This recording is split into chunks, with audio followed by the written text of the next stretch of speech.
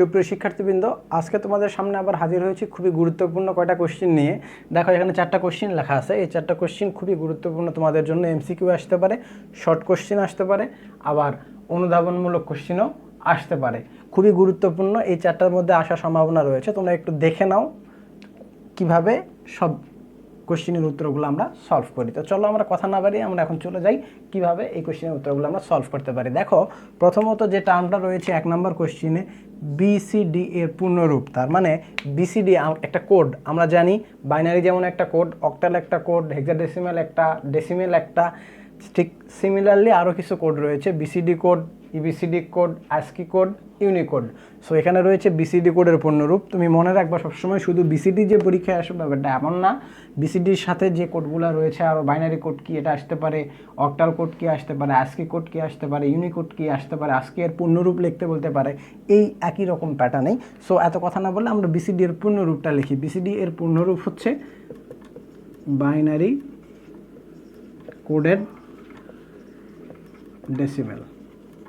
ডেসিমেলটা capital লিখি, এই যে বিসিডি, ঠিক আছে, বাইনারি কোডের ডেসিমেল। তার মানে যে কোনো একটা দশমিক সংখ্যাকে বাইনারি কোডে রূপান্তর করার জন্য বিসিডি কোড এই পদ্ধতিটা ব্যবহার করা হয়ে থাকে। তবে বিসিডি কয়টি বিট ব্যবহার করা হয় এটা মনে রাখবা সবসময়। বিসিডি কোডে প্রত্যেকটা অঙ্ক, চিহ্ন বা প্রতীকের জন্য 4টি করে বিট ব্যবহার করা হয়। কয়টি করে বললাম? 4টি করে। সো বিসিডি কোড কত বিটের? 4 বিট, ঠিক আছে, এটা মনে থাকবে।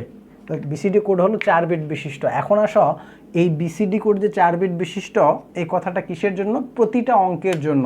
যেমন ধরো 4 একটা অঙ্ক, 2 এখন দেওয়া আছে 42 এর বিসিডি বের করতে বললো। তার মানে হলো এই 4 এর জন্য 4টা অঙ্ক আসবে, 2 এর জন্য 4টা অঙ্ক আসবে। দ্যাট মিনস ব্যাপারটা এইরকম, 4টা, এটার জন্য 4টা। এই যে প্রত্যেকটা অঙ্ক, চিহ্ন বা প্রতীকের জন্য কয়টা করে বিট থাকবে? 4টি করে বিট। এটা আমাদের মনে রাখলেই হবে। সো নেক্সট কোশ্চিনটা আমরা যাই। দেখো নেক্সট কোশ্চিনটা রয়েছে 72 এর বিসিডি কত হবে। তাহলে ওই নিয়মে আমরা চলে যাই। 72 এর বিসিডি কি পদ্ধতি? 72 কয়টি করে বিট?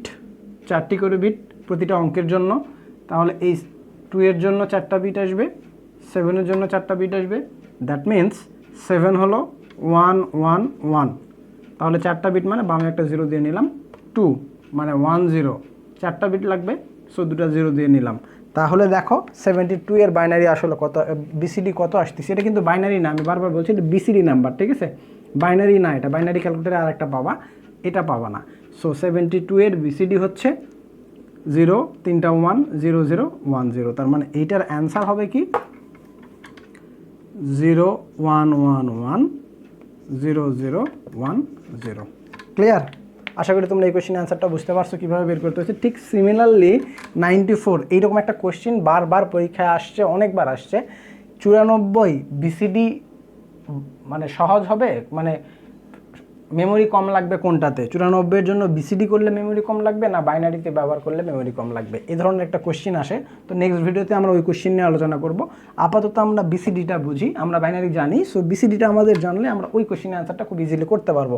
তো আমরা এখন দেখি 72 এর মতো করেই 94 এর বিসিডিও বের করতে হবে, সেম প্রসিডিউর। তাহলে 94 এখানে 4টা, 9 এর জন্য 4টা। সো 9 মানে 1 0 0 1, 4 মানে 1 0 0, মানে এটা, ঠিক আছে। সো 94 এর বিসিডি হবে 1 0 0 1 0 1 0 0। এই যে 4টি কোশ্চেন আমরা করলাম খুবই ইম্পর্ট্যান্ট, বিসিডি থেকে আসছে। এইরকম কোশ্চেনই বিসিডি থেকে আসে পরীক্ষায়, ঠিক আছে। ধরো এখন কথার কথা 2টা বিট দিয়ে দিছি আমরা, ধরো কোনো কারণে 3টা বিট থাকলো, ধরো 944, এটার বিসিডি বের করতে বললো। তাহলে তুমি কি করবা? এটার বিসিডি বের করার জন্য তোমাকে ওই যে একই প্রসিডিউর, প্রত্যেকটা অঙ্ক, চিহ্ন বা প্রতীকের জন্য 4টা করে বিট নিতে হবে। 4 এর জন্য 1 0 0 0 দিয়ে নিলাম, 4 মানে 1 0 0, বামে একটা 0 দিয়ে নিলাম, 9 মানে 1 0 0 1, প্রত্যেকটা অঙ্কের জন্য 4টি করে বিট। সো 944 এর জন্য আসছে 1 0 0 1 0 1 0 0 0 1 0 0। এই হলো আজকের ক্লাসটা নিয়ে আলোচনা। তো আশা করি তোমাদের ভিডিওটি ভালো লেগেছে। আজকের ভিডিওটি যদি ভালো